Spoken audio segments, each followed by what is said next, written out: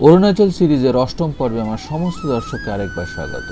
যারা এখনো পর্যন্ত আমার কলকাতা থেকে গুয়াহাটি, গুয়াহাটি থেকে দিরাং, দিরাং থেকে তাওয়াং হয়ে বুমলা পাস অবধির ক্লাইম্যাক্সে পৌঁছানোর ভিডিও এখনো পর্যন্ত দেখে উঠতে পারেননি, তাদের জন্য উপরে আই বাটন আর নিচে ডেসক্রিপশন বক্সে পুরো প্লেলিস্টটাই দেওয়া রইল। এই বুমলা পাসের পথেই তিব্বতীয় ধর্মগুরু দালাই লামা 1950 সালে তিব্বতের লাসা থেকে ভারতবর্ষের অরুণাচলে তাওয়াং এসেছিলেন। আজকে পুরো দিনটা ঘুরে দেখব বমডিলা শহর।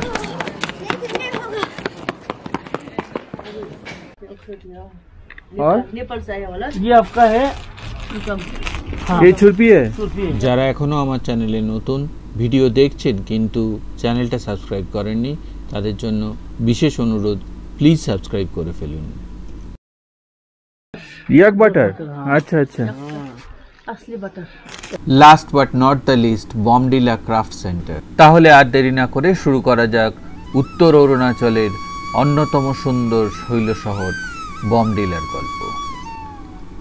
1950 সাল নাগাদ তিব্বতে চীনা আগ্রাসন আর তিব্বতীয় ধর্মগুরু দালাই লামার তিব্বত থেকে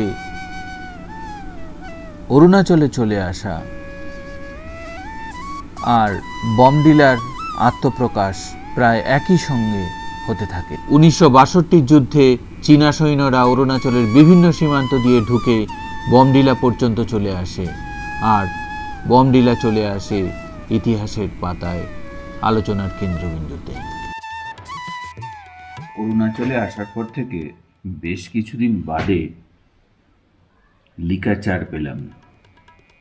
ঘরে ইলেকট্রিক কেটল তো দিচ্ছিল, কিন্তু টি ব্যাগ বা চা কফি পাউচ দেয়নি।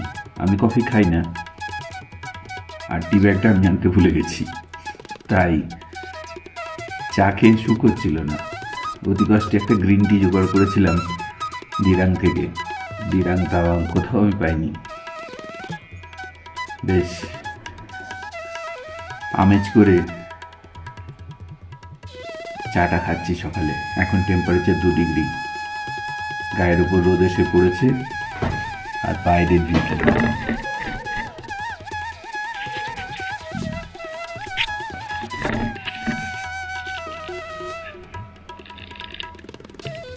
এই হচ্ছে হোটেল এলিজিয়ামের ব্রেকফাস্ট। কর্নফ্লেক্স রয়েছে, এখানে জ্যাম আর বাটার,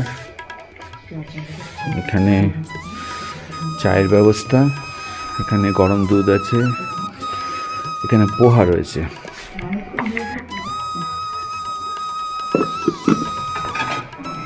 এখানে বয়েলড এগ রয়েছে, সস টস দেওয়া রয়েছে, এখানে ব্রেড রয়েছে,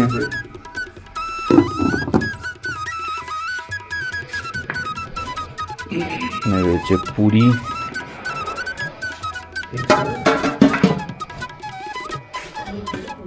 এখানে রয়েছে আলু সবজি। আপাতত এটা নিয়েছি, পোহা আর আলু কড়াইশুঁটি দিয়ে তরকারি। আজকে ব্রেকফাস্ট খেয়ে বেরিয়েই আমরা বমডিলাতে এই সাইট সিনগুলো সন্ধ্যের মধ্যে করার চেষ্টা করব। Good morning from Bomdila. আজকে 26 আর আজকের ভিডিও শুরু করার আইডিয়াল জায়গা বোধহয় এটাই। দারুণ সুন্দর একটা অ্যাম্বিয়েন্স চারপাশে, দেখুন।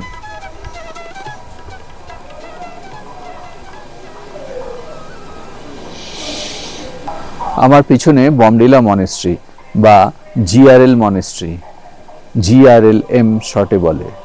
আর এই মনেস্ট্রি নতুন তৈরি হয়েছে, এটাও গেলুকপা সেক্টের মনেস্ট্রি। বুদ্ধ ধর্মের যে 4টে সেক্ট আছে তার মধ্যে দিরাঙের মনেস্ট্রির মতন এটাও গেলুকপা সেক্টের মনেস্ট্রি। আর এই গেলুকপা সেক্টের মনেস্ট্রির ভেতরে যাব, দেখাবো। এই হচ্ছে মনেস্ট্রির এন্ট্রান্স। দুদিকে অসাধারণ সব পেন্টিংস রয়েছে।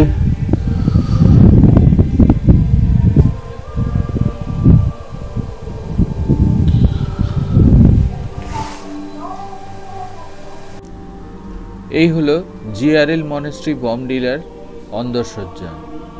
দারুণ সুন্দর করে সাজানো নতুন মনেস্ট্রি, দেখেই বোঝা যায় ঝকঝকে তকতকে চারদিক, আর ভেতরে একটা সমস্ত মনেস্ট্রির মতন অসম্ভব শান্ত, কাম অ্যান্ড কোয়াইট একটা পরিবেশ বিরাজ করছে।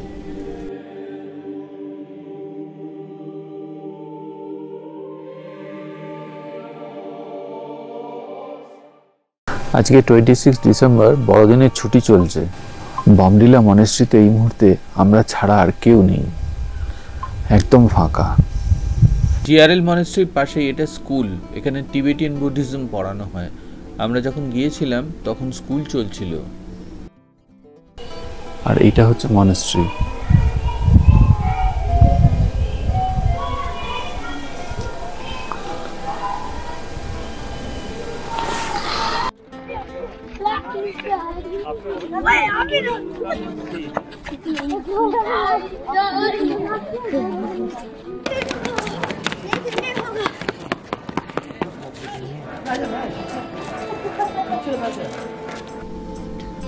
এটা বমডিলার ওয়ার মেমোরিয়াল।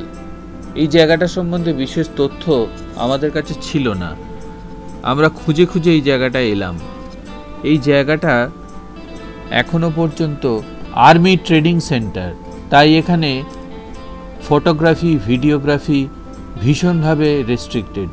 কিছু স্টিল ছবি তুলতে পেরেছিলাম, সেগুলোই আপনাদের দেখানোর জন্য রাখলাম। বমডিলা শহরের এই ওয়ার মেমোরিয়াল বমডিলার একদম টপে, তাই বমডিলার এই ওয়ার মেমোরিয়াল থেকে পারিপার্শ্বিক নৈসর্গিক দৃশ্যটা অসাধারণ। দেখুন।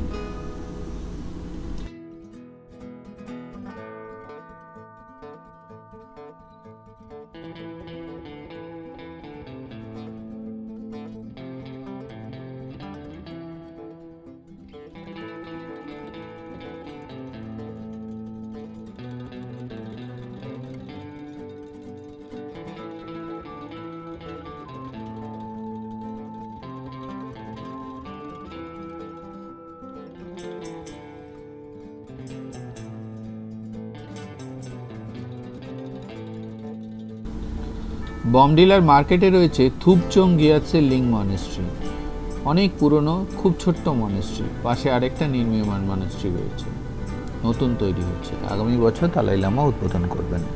দেখুন, নির্মীয়মান মনেস্ট্রি দেখেছেন?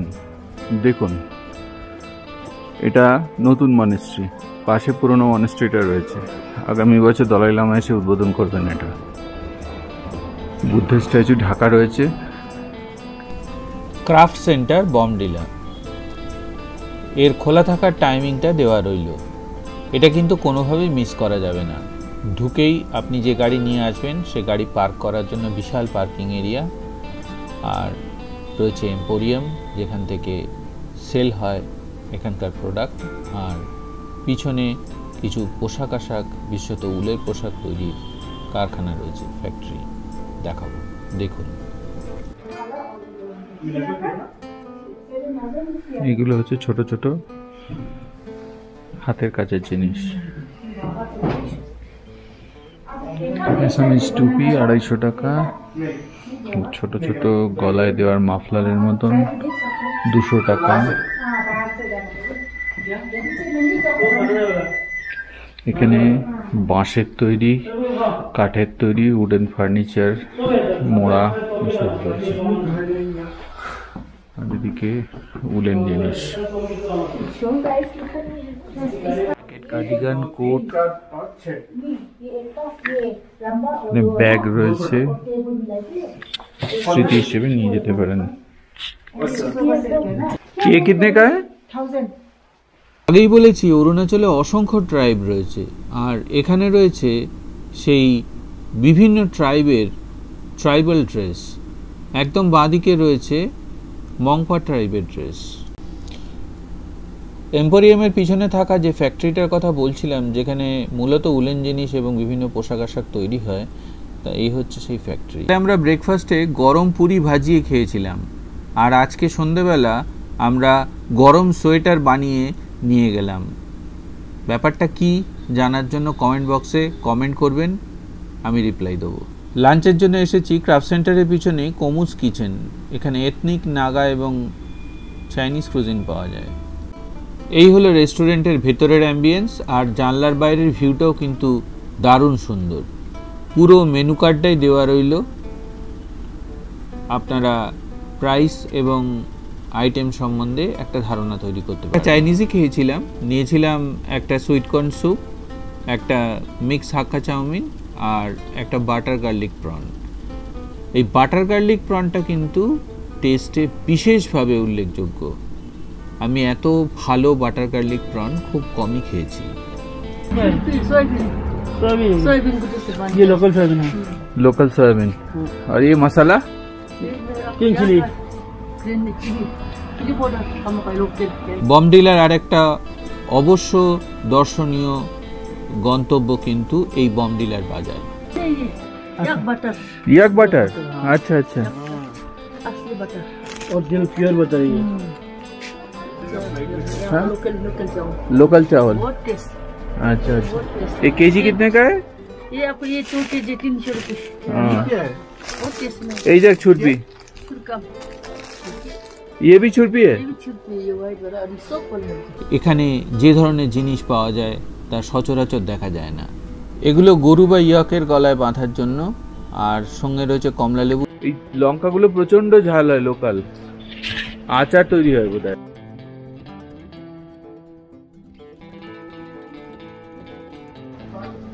কিবি, বাদাম, বাকি সব আমাদের পরিচিত ভেজিটেবল। বুদ্ধা পার্কে বুদ্ধা স্ট্যাচু,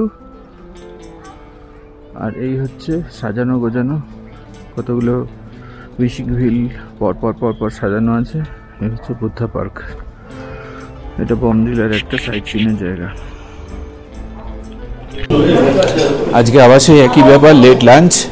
আর লেট লাঞ্চ মানেই হালকা ডিনার, রুটি আর আলু ভাজা। আজকের ভিডিও এখানেই শেষ করছি। সবাইকে বাই বাই আর গুড নাইট। আজকেই আমাদের বমডিলাতে তথা অরুণাচলে শেষ সূর্যাস্ত আর শেষ রাত। কাল সকালেই আমরা চলে যাব গুয়াহাটির উদ্দেশ্যে, সেই শেরগাঁওয়ের রাস্তা দিয়ে। আমাদের 9 দিনের অরুণাচল ট্রিপ প্রায় শেষের পথে। অরুণাচল থেকে ফেরত যাওয়ার সময় শেরগাঁও হয়ে গৌহাটি যাওয়ার পথে যা দেখেছি, যা দেখব সেটা আপনাদের দেখাবো। আর আপনাদের এই অরুণাচল ট্রিপ কেমন লাগলো অবশ্যই কমেন্ট করে জানাবেন।